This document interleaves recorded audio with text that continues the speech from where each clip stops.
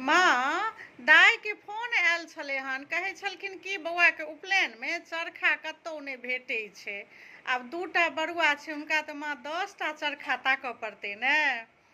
आ से हुनका टूटल फाटल 2टा चरखा भेटलै हन, बुझलखिन। तऽ कहै छलखिन जे माँ के कहबै जे कम से कम से 1 गो चलै वाला आ 3 गो चरखा के इंतजाम कऽ दै लए। 5 गो भऽ जेतै तऽ दुनू बरुआ 5-5 गो से फेर कऽ ओही के नहीं कऽ लै छै। से कतौ नहीं भेटै छै माँ चरखा। कहै छलखिन जे माँ जनउ पठेने छलै हन, तऽ जे बनेने छलखिन तिनका लग तऽ चरखा हेबे करतै। आ ओही दुआरे से फोन केने छलखिन, तऽ हमरे से बात भेल छलै। कहलखिन जे माँ के दियौ, तऽ कहलियै जे पूजा करै छथिन तऽ बतिया लिहथिन कनि। चरखा कतौ नहीं हुनका सासुर में भेटै छै। ये कनिया, ये चरखा नहीं भेटै छै ये। देखियौ कनिया, आब ई सब चीज ने अलोपित भेल जाइ छै, बुझलियै।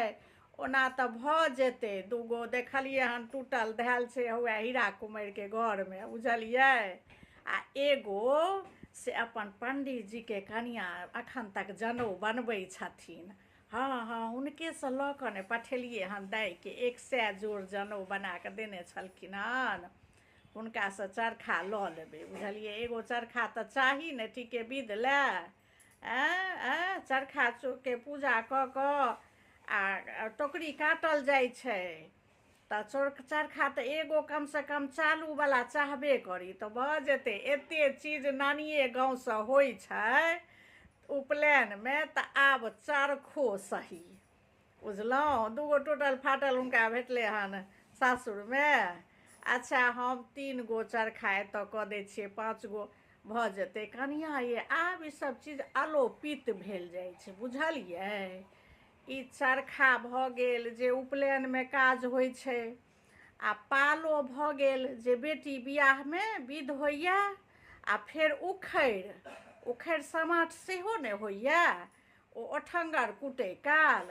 आब ई सब चीज बुझियौ जे अलोपित भेल जाइया। विध व्यवहार ला लोक ताकि ताकि कऽ कहुना कतौ भेट जाइ छै, बुझलियै। नहीं तऽ पहिने तऽ ई सब चीज घर घर रहै छलै। हमरा अपने घर में चरखा छलै हन। हाँ, तऽ हमहूँ कटै छलियै कि जनउ हम अपने हाथ से बना कऽ पहिरबै छलियै हन बच्चा सबके। तऽ जनउ हम अपने कटै छलहुँ हन।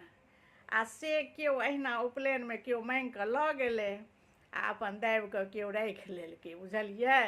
आब एही दुआरे उपनयने में काज दुआरे दाइ के कहियो फोन कऽ कऽ चिन्ता